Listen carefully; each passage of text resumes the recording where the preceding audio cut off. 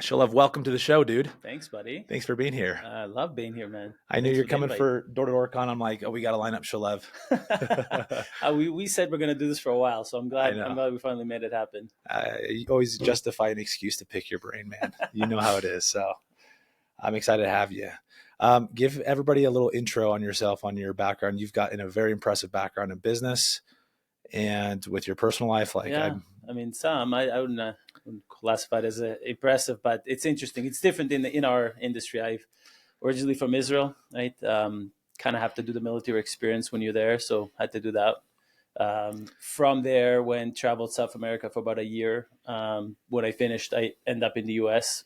Just wanted to make some money, go back to Israel. So I was working actually under the table, selling a Dead Sea product in a mall. It so happened to be there here in Utah. And a guy comes up to my booth one time and he's like, "Hey, I've watched you for about 45 minutes and really was impressed and want to offer you a job door-to-door selling security." Right? I come from Israel. We don't have that door-to-door type, of culture. So I end up brushing him off, saying no, thank you. And he kept on consistently nagging me about like a phone. What's your phone? What's your phone number? I said, look, I don't even have a phone here. So he's like, okay. He goes away, comes back 10 minutes later with a Verizon box and an 801 number sticky note on it. Says, I bought your phone. Now I have your number.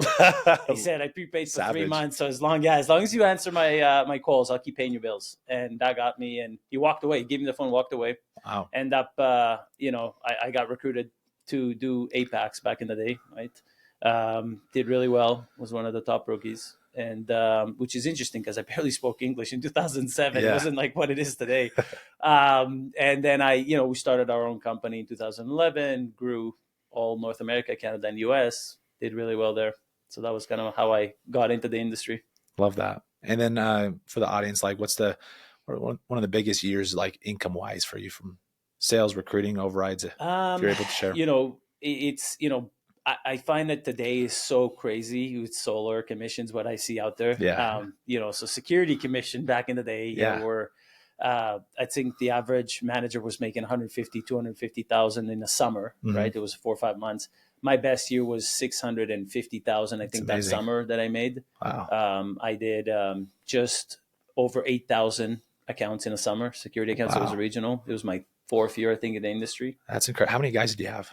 I had 3 teams. I think my personal team, I had around 20, 30 to 20, because during the summer, you get the attrition of the summer, right? Mm-hmm. And I had 2 other satellite team, but I grew really fast.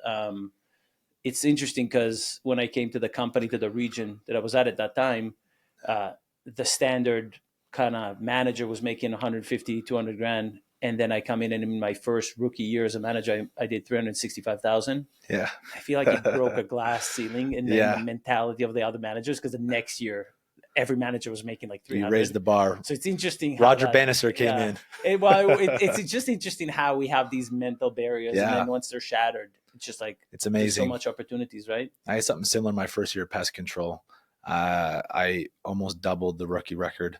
And then they changed the rules on what a rookie was. No way. Nice. Yeah. There you go. Setting records and changing the rules over that. You're doing it right? Yeah, I love it, man. That's so amazing. Fun. So fun. Awesome. Yeah, and it's interesting because I think people get caught up a lot these days on what's the best way to grow, what's the best way to scale, right? And I've always told my guys, the way I look at recruiting and just scaling a business, right? Like if you're a manager, you can go through the social media aspect of things, Instagram, LinkedIn and all that. You can go warm contact, which is through your buddy list and their buddy list, right? Or you can technically do that cold calling, right? Where it's just straight up go to a stranger. Which is what you've mastered. It's just something I had to master. And that's so funny. I came into Edmonton in 2008 after my rookie year. Yeah. And I was told, okay, go build an office. And back then there was no Facebook, there's no Instagram, There's nothing, right? And you came from Israel. You didn't have much of a network here. I don't know anybody. Yeah. So I'm like, well, what am I doing here? So I just had to teach myself how to completely go to a complete stranger, just like we do on the doors, but on the recruiting side of things. And I got really good at doing that. And through those people, now they had buddy lists, so I could grow through their buddy list. Yeah. And so I kind of created these social networks through these cold calling and became really good in that. And I brought 350 reps every year that way. That's crazy, Shalev. Yeah, dude, you're a master. So guys, for those of you who don't know Shalev, First and foremost, like who you are as a man, dude, I love it. Like I love your energy. I love what you're about. And, but Shalev is a master of not just recruiting, but NLP. And like you geek out on the psychology and how to actually like really persuade and win people over at every level. And so let's explain what NLP is for Yeah. those who are listening and don't know. So neuro-linguistic programming, it was John Grinder and Richard Bandler that came out, and basically they wanted to model a few people like Virginia Satir. She was like a family psychologist. Gregory Bateson was an anthropologist. And so they took these people and they basically modeled their success and built this kind of psychology that they called NLP, which is neuro-linguistic programming. So neuro is our neurology. It's really how we perceive the world around us through our neurology, our senses, right? Our eyes, ears, nose, right? And what they found is that, you know, there's an event in your life that happens, but it's really what senses are being operated at that event. You will have a recollection of that event that is very different than another person who maybe experienced that event in a different way, right? If you were in a car crash and you were in the car, or if that car crash happened and I saw it, or even if I just heard it, and the police officer comes later on and asks us all what happened, we'll have very different stories on the same event. So that's like that first set of filters that happens. The second one is how we internally verbalize those, right? So then you got your model operators, like your personality, your memories, your belief systems. You got what we call generalization, distortion, and basically what they are, it's these set of filters that we do without even thinking about it, subconsciously, right? The amount of information our brain perceives in 1 second, right? The amount of bits of data per second that our brain can take. Our conscious mind can perceive 40 bits of data per second. Our unconscious mind can perceive, they say, anywhere between 7 to 11 million bits of data per second. So there's just so much information that is being lost, or just the brain says, hey, I don't find that relevant. I'm going to go to overload if I try to explain everything. So I'm just going to delete it, distort it, or just generalize it. Yeah. Now, most belief systems are generalization, right? If you're a kid and you see a door and you open the door and you're like, oh, okay, a door is meant to be open and walked through. The next time you see a door, you already know what it is, because all doors are meant to be walked through, right? Right. The problem with that is that sometimes generalization would leave somebody with a belief system on something in life that is not accurate, but then his actions will perceive that belief and will set him on a very certain path, right? So that linguistic, it's how we verbalize that information, right? That's the NLP. So that's the L from the NLP. So then we have this mental image that we see in our head, together with our state of mind at that moment and our physiology. We have our programming, which is really the behavior, the end results. Now, we as salespeople, as recruiters, as just business owners, we deal with behavior. We deal with the end. What we need to start thinking of people is, instead of people thinking of their behavior, think of their feelings. Because whatever leads to a behavior is always pre-behavior. You always have a certain feeling, right? Somebody feels a certain way, and that feeling gets them to act a certain way. Now, that feeling is generated by that internal picture. Yeah. Okay. So that's kind of the study of NLP. I love it, dude. Yeah. Okay. Well, we got to talk more about this. You could go on for 3 hours on that. Let's sell the audience on understanding, like, how has understanding NLP affected you in business and in your personal life? I guess we could hit on the business first. Sure.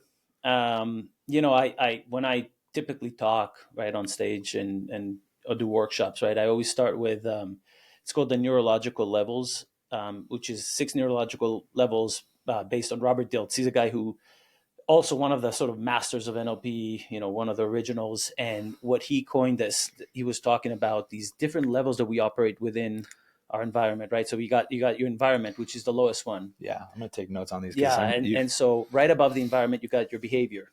Okay. So behavior is the behaviors that we do within the environment. Then above that, you got your skill set, your capability. It's like what your skill set and capabilities within those, behaviors.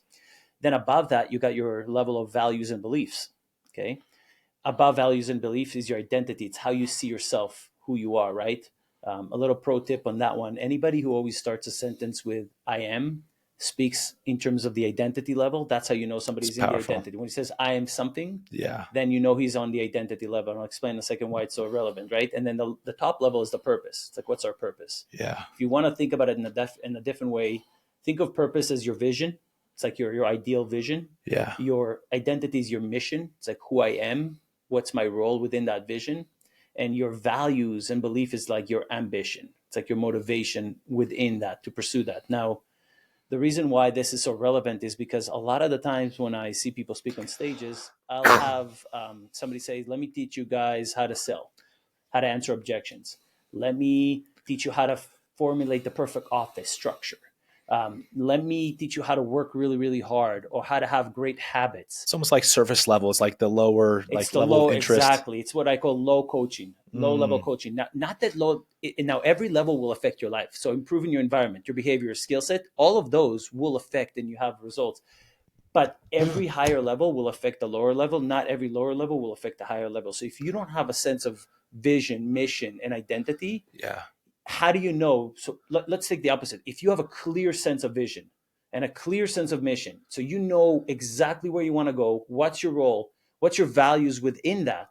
Now you know also what belief system you need to have, what skill set you need to acquire, what behavior you need to behave, and what environment you need to be in to get that. So it's all of it derivative from the top to the bottom. And would you say story, like telling your story and having people relate to that, is part of the reason I feel like storytelling is so powerful, is because it hits a little bit on the top three, like your identity, your purpose. So it has the potential to, and like, so, if it's related to your mission, I think stories in general, stories and metaphors, I always say that there's really two skill sets. Now, this is a skill set. Telling stories it falls under the skill set level, right? Because it's a skill set to tell a story. It's something you learn how to tell good stories. Right.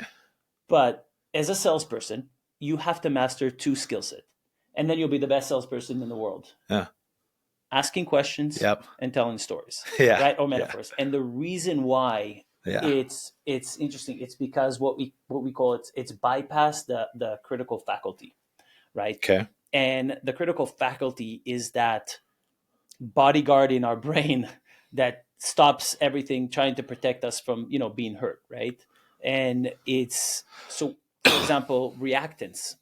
Reactance is one of the typical objections you'll find in a sell. Do you know what reactance means, by the way? Just to clarify. So reactance is the necessity of someone to restore their personal autonomy for freedom. Meaning, if I feel like my sense of freedom was taken away from me, I'm going to fight like hell to get back that sense of freedom, because freedom is one of the most important things for us. So reactance comes in when a loss of freedom. And in a sell connotation, sometimes customers will be feeling like, oh my God, like I'm being cornered. I'm being pushed to something. I don't like that. Yeah. I need to, so I'm going to react. And it's even in the point where you have those sales where they're so obvious, where it's so easy for the customer to say, it's like, this is so good for you. This is perfect for you. Why would you say no? And then they say no. And then you're like you don't understand that, right? The rep needs to understand it's not that they say no to the product. It's the reactance feeling coming in saying, I'm feeling cornered. I need to feel like I can say no. So I'm going to say no. Interesting. And stories and metaphors and questions bypass that, because what they do is they make the person conclude what you're wanting to say versus you telling them that. So the moment the person, if you ask a question, they're not going to argue themselves, right? Yeah. Stories and metaphor do the same thing. They bypass that same thing by telling a story, so they understand the message of the story without having you to tell them that. Yeah, dude, I've always had this this fascination with the phenomenon of storytelling, and I feel like it's this third party perspective that allows you to communicate a message where they don't have a filter or a wall up. Exactly. Right. Like if you're telling them about facts or like trying to sell them on something, it's like sales resistance is there. Like, you're trying to sell me, bro. But when you like talk about a story, it's like they detach and then you have their full attention. Yeah. And I would say, when a context, we started talking recruiting, right? As a recruiter, as well as a salesman, you always want to have your set of stories. That's something that everybody should have, right? Like it's the same stories, right? It is. But it's a story about, so you want to have like a story about your vision, a story about why you do what you do. Yeah. A story about why your company is different, right? A story maybe about your values, right? So you kind of want to have a set of stories where you already know, okay, I'm going to pull a story when I need to talk about who I am or why am I different, right? Or I need a story to talk about my vision. And then those stories are like the message without that. Now, you want to practice the stories like anything. Delivery is important, right? When telling a story, delivery is a big thing. So you don't want to just kind of wing it, right? You want to have a story that you've practiced before, you know how to deliver it, how to say the right words, you want to bring them into the story. But I always recommend people to have these set of stories pre-sale or recruiting or anything like that. That's a fascinating, man. I think I've got a couple thoughts here on this. Like with recruiting, I've realized, being vulnerable about like your struggles and the difficulties and the just the things that the adversity you've faced, and being real and vulnerable with that, like it helps win people over 100%. and it helps you connect, and then in selling, the same form with that, it would be like talking about the cons of like, hey, look, like this isn't sexy. I don't know what you've heard, but like, sorry to break it to you, but this sucks. What you're doing right now also sucks. But let me see if this will make sense. And I feel like they're both forms of like being relatable to people to kind of open them up. And to explain where my 2 cents on that is, it's vulnerability creates credibility, right? And when we think in terms of the process, right? Aristotle came out with the art of rhetorics, right? The art of rhetorics is like the art of speech. He says ethos, pathos, logos. Ethos, pathos, logos. Ethics, passion, logic, right? You always want to start with ethics, with your credibility. And then you want to move into emotion, which is the passion. And then you want to seal it up with logic, right? It's like the nature of a cell, right? And when you build rapport with somebody, and rapport, I'm telling you, it doesn't matter if you're in a sell connotation. And by the way, recruiting, let's change the word from recruiting to partner. And I love that you say that. I have to. It actually hurts me now when I say recruiting. It just feels so one-sided, right? And I'm like, it should be like a partnership. It's like we're together. We're going the same direction, right? I love that. But when it comes to whether it's partnership, whether it's but let me take it from the psychology world, right? Like I do a lot of coaching and personal sort of work with people, individuals and companies. And in the NLP world, they'll teach you too, just like sales. The first thing you got to do is build rapport, right? Before you start your coaching, before you start anything. And so rapport building is so critical. And there's 3 main components to building rapport. Okay. Right. There is the credibility part. Okay. Which you get through different ways, right? You can get through expertise, right? If I come into you and I start blowing you up with information, you're like, wow, this guy must be an expert, right? Boom, credibility is built, right? Yeah. Confidence, that builds credibility. Vulnerability, like you said, like starting with why does vulnerability create credibility is my question. Because it shakes the perspective of the other person. The person comes in with a preconceived notion of, oh, this is going to be, this selling pitch, right? This is going to be this. It pulls down the barriers. Yeah, exactly. Yeah. You're throwing it at them like from the left side. You're like, wait, what? You're telling me all the bad?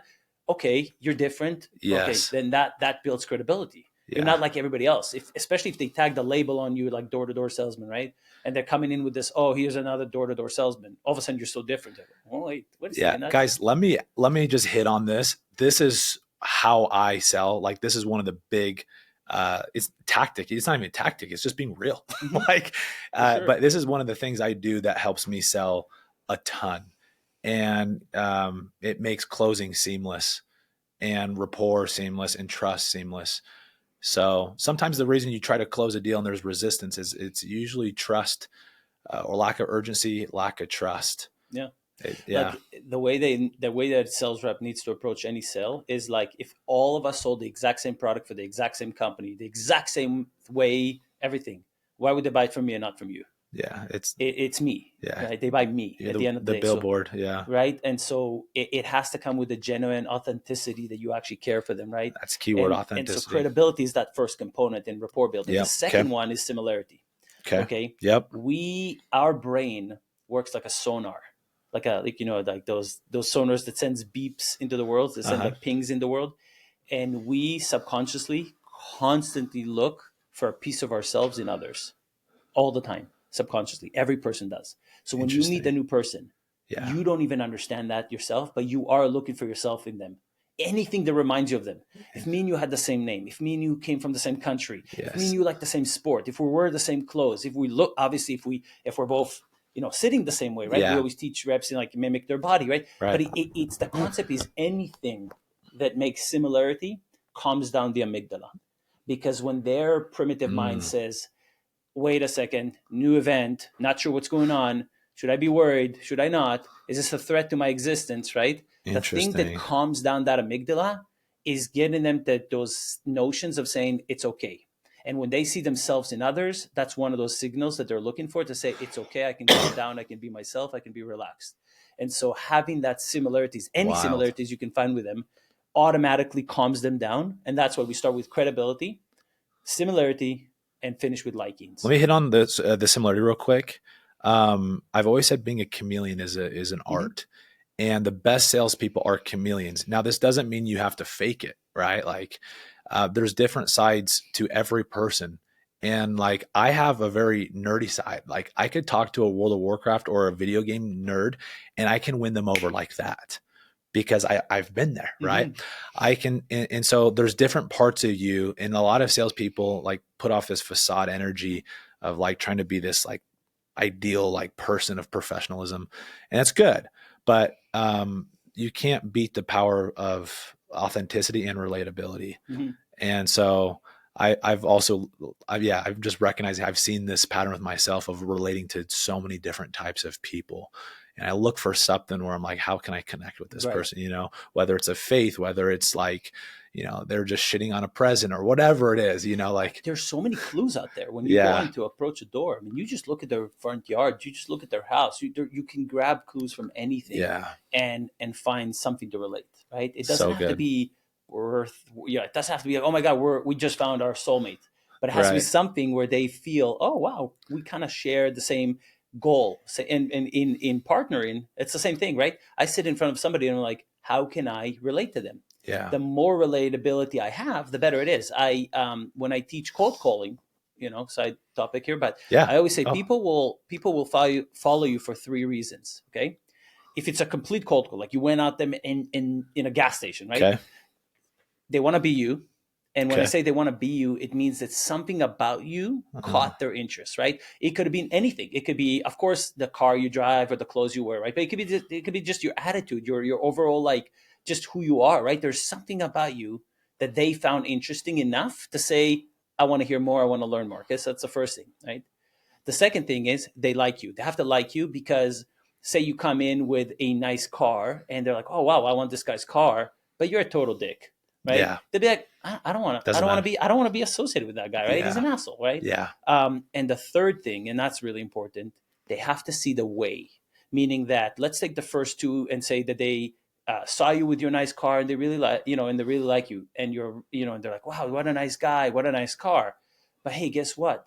He had millions of dollars from his dad because his dad passed away. He inherited millions of dollars, but I don't have a rich dad, so I don't have a way to get to where he's at. I'm not going to follow you because you had it where I don't have it. I don't have the way to get it. Okay. Where if I come to you and say, hey, listen, I have a nice car that you really like, or the lifestyle that you really like, we like each other, we get along together. And guess what?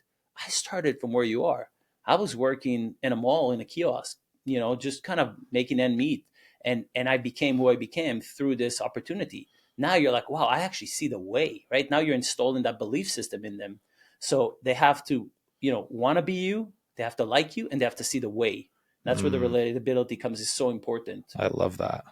Okay, going back to the report of the 3 things: credibility, similarity, and then what's the third? And liking is, you know, eventually, right? They need to like you, right? So, you know, that it definitely helps with the credibility because it opens up their ear and they're like, oh, this guy knows what he's talking about, right? Like another way of credibility is titles. Like people like titles, right? Even ranks in the military or doctors with their degree, like doctor this, doctor that's, like having that title. I'm a regional manager. I'm a manager. Immediately you're putting yourself in this more credible place, right? And then, of course, you got the similarities. You build that similarity, and then eventually liking can happen from multiple things. Smiling is always the easiest one. I tell people humor is great. If you're not a funny person, if somebody's like, I'm not funny, right? I don't have jokes. So first of all, at the kiosk, I remember we always had these preset jokes. We always had the same jokes. We told the same jokes. We had this as part of the pitch. So you can always incorporate that. Use ChatGPT or something to find some jokes you can tell. But even if not, like names, people love hearing their names. So, you know, using their names, right? Asking questions from people. Always people like talking about themselves. Yeah, exactly. So that kind of stuff. telling something embarrassing about yourself make the other person feel good about themselves, therefore they're like you, because we like I people do that that all the make time, us actually. like ourselves, right? So and by the way, me too, Yeah. always embarrass myself. I put myself down almost on purpose, because Yeah. that person feels good about themselves, which is what I want them. I want them to Yeah. feel good about themselves, right? I want that feeling. Remember, with the Yes. NLP side of things, we go for feelings. We don't go for behaviors. Yeah. A mindset of a salesperson has to be, what is the feeling I want that person to have when I leave the house or when I want them to make a decision? Not what the behavior is, what the feeling I want them to have. Think Yeah. in terms of feelings, not behaviors. I love that. Yeah. Dude, these are all major principles that Dale Carnegie or Andrew Carnegie, How to Win Friends and Influence People. You guys can tell Shalev knows his shit. I can see you do too, man. I love reading books, and see, if we just met each other, that would be immediately rapport building. Like, look at all these books, boom, let's talk about books. I love it, dude. Super simple. I would say this is something that I think people tend to miss when it comes to partnering in the business side of things, but it's also when it comes to relationship. I mean, relationship is universal, right? So a lot of the principles that you think in terms of marriage, how to get a successful marriage, it'd be very much applied to how to have a successful business partner, right? If we were to be a business partner, we would want to know that honesty exists, integrity, right? trust, active communication, that handling, how do we handle problems when problem occur? Can we handle them together in the right way, right? Like, do we have the same values and do we have the same end goal, right? And so when I talk to people, especially high-level leaders, when I bring them to my company, and I'm talking like regional levels or high level, right? Yeah. I try to find out, I call it the lighthouse, but I try to find out what the lighthouse is. The lighthouse is kind of like what we talked about. It's that, what's the end purpose? What's the end vision that they have, right? Okay. What are their mission within that? Like, how do they see themselves getting there? And most importantly, what are the values that serves them? Yeah. And values is something that unfortunately is missed in so many connotations of sales and partnering. And values have this 3 element to each value. Okay. It's the label. The value has a name, the label of the value that we get. Okay. It's the how we know we have it, and it's the feeling that it generates to us. Okay. Now, it's very similar to belief structure, right? So belief structure is a cause, effect, and a meaning this caused this, right? Which means this. So cause, effect, meaning. Right. All belief structure are the same. This caused this, this means this. Yeah. Okay.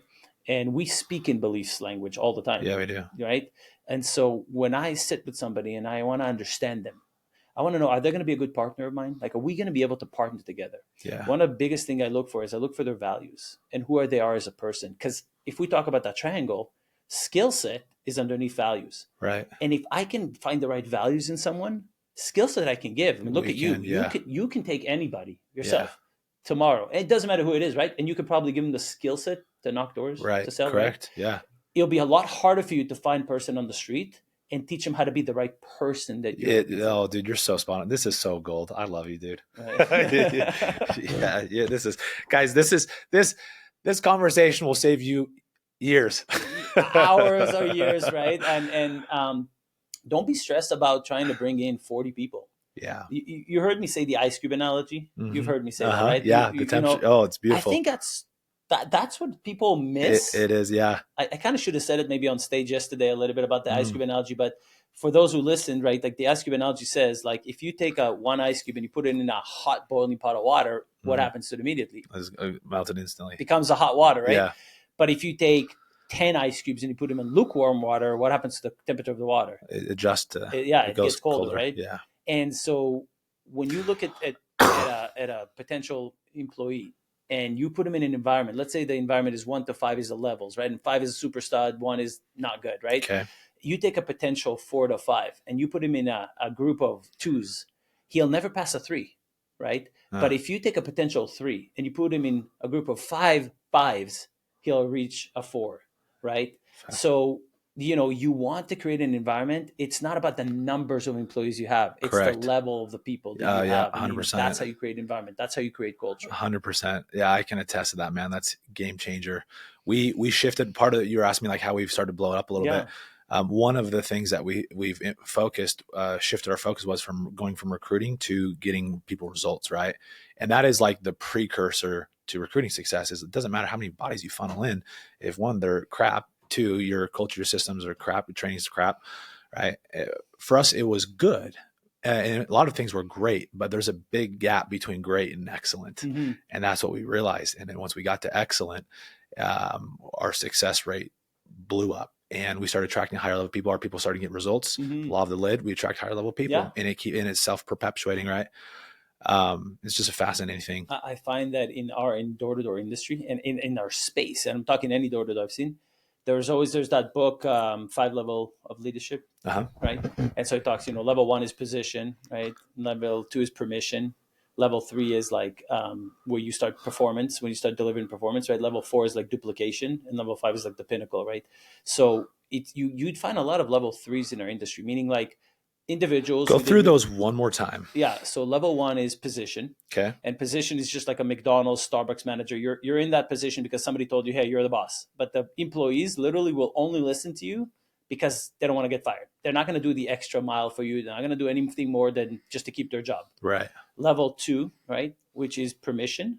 That's the level where you are being selected by your team. Your team allows you to lead them. They're saying, we're fine for you being the manager and leader, but you don't have to deliver performance. You can just be like a charity organization or something like a hockey team, and you're the captain, but you're not necessarily the best player in the team. You're just the captain because the team says, we want you to be the captain, right? So there's not a performance indicator that has to be attached to it. Now, the level 3 is what you see most of our managers in our industry, where it's like you being promoted based on performance, and you're also being selected by your team saying we're okay with you leading us, and but you also have to deliver results. You're not just able to just kind of sit around, right, and lead. And that's most of our managers in our industry. Where do we find the biggest hurdle? Is level 4. It's duplication. It's development. It's like, let me now take myself and create another level 3. I find people having such a hard time with duplication. As soon as they push an office, either that office crumbles, either their office crumbles, either both office crumbles. If they have to rejoin again to another office. We got to break this down. Let's hit number 5 one more time. What is it? Number 5 is the pinnacle. Number 5 is like when you create like legacies, when you create like massive organizations that are like enterprise levels, right? That's a really hard level. But 4 is where I'd say most regionals are at. It's like, okay, I have 3 managers underneath me. I've managed to duplicate myself. And that's where it just seems to be having a really hard time for people. This is something I've gotten really obsessed with this last year, is the art of duplication. And I've got a lot of mentorship the last 2 years on duplication. And I think even just now I'm at the beginning of seeing the results, and at the beginning stages. Like it takes a while, but I'm curious to hear your thoughts of like, why do people fail with duplicating success? Right? There's a lot of reps that I used to be one of them, where like I was a sales phenom, right? And I had good trainings, but I had a hard time duplicating my success, and I had my competitors and even people that were in the same company as me just like shit on me. Like, oh, he can't do it. He's a great salesman, but not the best trainer. And that has changed now. It's a good question. Yeah. And it's not, there's not one particular thing. I mean, I can think of a few, right? Just to say the first thing that I can think of in the space, what I've seen limits people from duplicating themselves. The first and obvious ones I found are like greed. Interesting. Where the leader would not want somebody to level up to him because they have like that scarcity mindset, right? They're like, I don't want to share information. I don't want to teach them because what if they come better than me? It's like, I'm scared to push myself higher. Well, dude, that's the law of legacy. Like the law of legacy of 21 irrefutable laws of leadership with John C. Maxwell. The last one is law of legacy. It's you genuinely want people to become better than you. Yeah. It actually pushes you to keep studying and keep learning, because like, man, I gotta keep adding values. Dude, that's my whole thing, is like, I want people to outgrow me. I want people to out-earn me, And like, I fully believe in what Zig Ziglar says. If like, it's the same thing. And Jim Rohn says it too. You get paid in direct proportion to value you bring. And so, Zig Ziglar says, if you want to make more, go help people become more. Right. And, if you help enough people get what they want, you can have everything you want.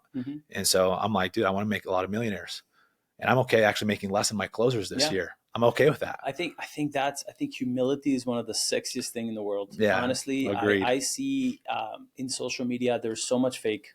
and there's so much ego. Yeah. And I have people that would call me and will say, Shalev, can I do coaching session with you? And I don't know what's going on with my life. I'm sad. I'm depressed. But you look at their page on social media, and it's like, wild. Oh, look at my life and how great it is and everything. Yeah. And you're like, wow, there is so much discrepancy between the person that talks to me behind the camera or out on the corner, and then the one who puts himself out there on the social media. And I understand where recruiting and the image is coming from, but when you have that much discrepancy, I think it's bad because you're not playing tricks on anybody else but yourself. Yeah. And I think I always say this, people with low self-worth have to always show their net worth. Yeah. People with high self-worth don't have to show their net worth. You look at some of my top leaders in my organization, and they are the most humble people. Even though they have so much success, they're so humble. They don't need to display it out there. They don't need to show it off. They don't need that gratification of saying, pat me on the back and tell me I'm great, because they know they're great. People that don't know that they're great, people that are so scared and have that low self-worth, they constantly need that validation from social media and other people. And I found that with most of the coaching sessions that I do, the one-on-ones, when we peel down the onion layer, when they come to me with a presented problem, should I have a problem with my life, with my relationship, or with this, it's never the problem. In NLP, we say the problem is never the problem. The map is not the territory, is what we say. Meaning that, they think they're coming for a certain problem, but when you actually ask a few questions, you peel the onion layers, it's actually something completely different. Yeah. And it's typically attached to their self-worth. Yeah. It's typically a low self-worth issue. Yeah, it is. Right. Going back to the question you asked about developing people, though, just before, because I know we're a little bit limited on time today. Another really, really key element to developing people is time. It's patient.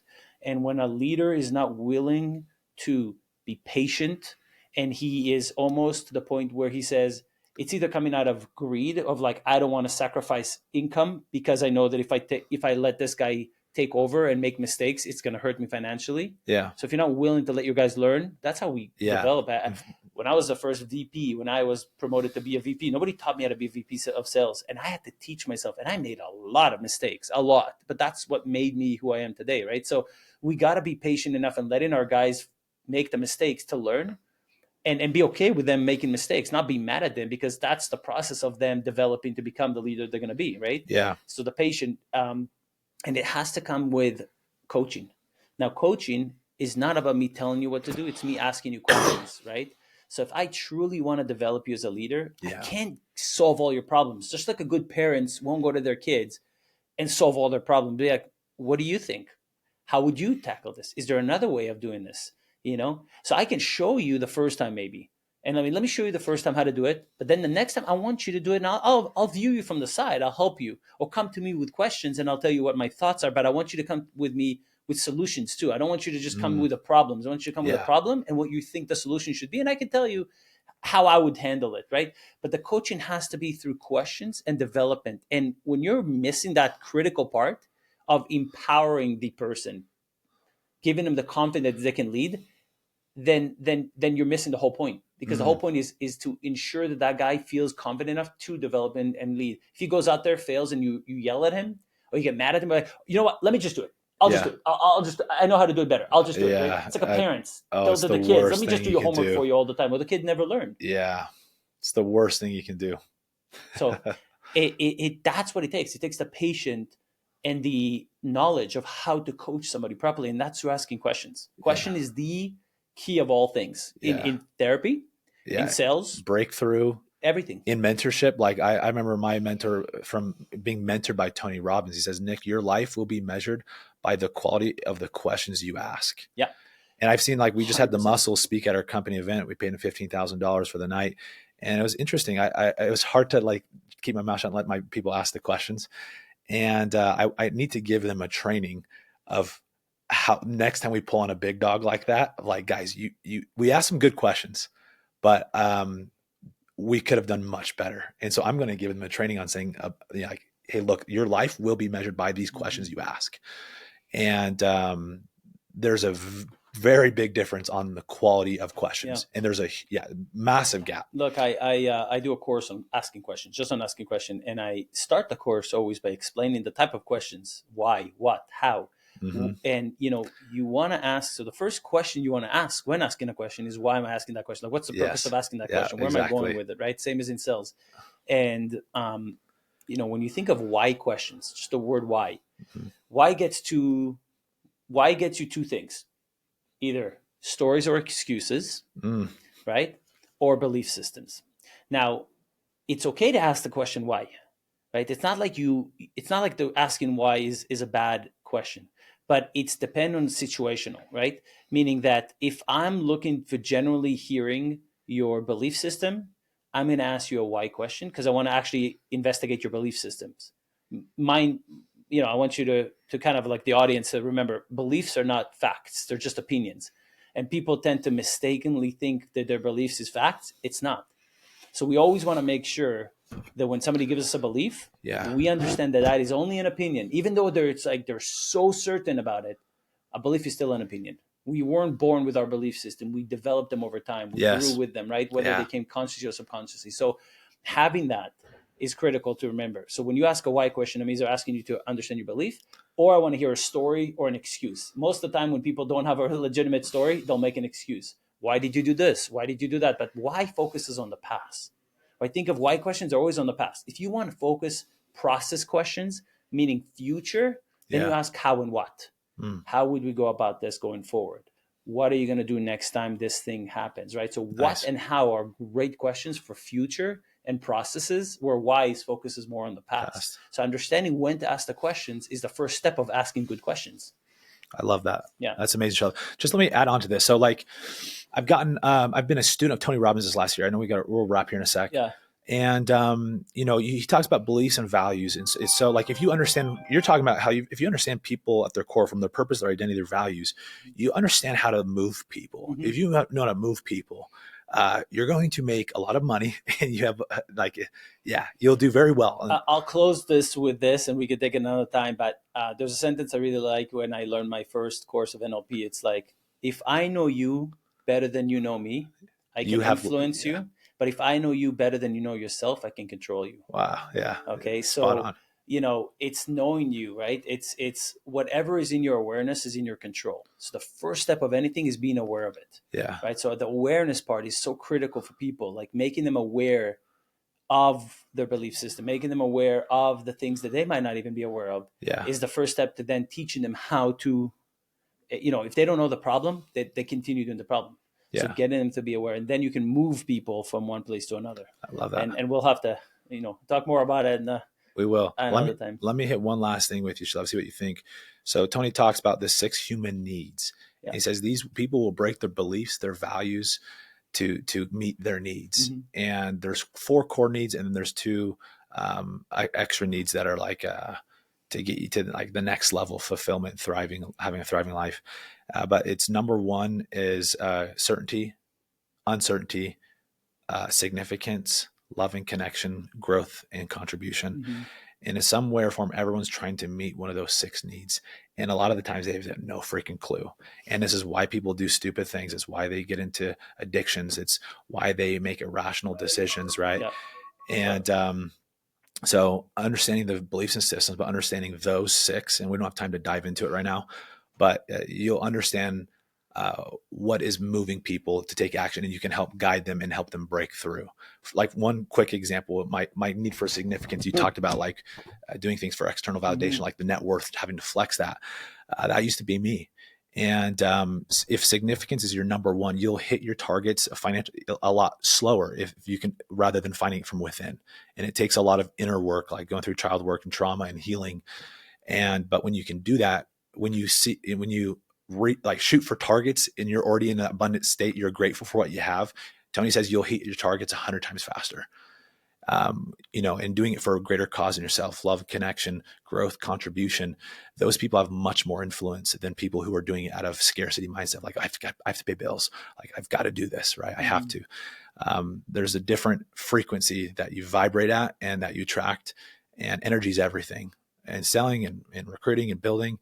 And so you can put yourself in that state by just shifting the perspective. So I couldn't agree more. And I wish we had more time to talk about it. I know. mean, It's even just hearing the model operator you just mentioned, people that speak like, I have to do this, I need to do that. You know, the model operator coming of necessity of like things that the image that they have is something scary or bad, and they're trying to move away from it. So it's a necessity of moving away. So people that speak in terms of I want to, I can, are speaking in possibilities, in things that they want towards. So you either move towards something you want or away from something you don't want.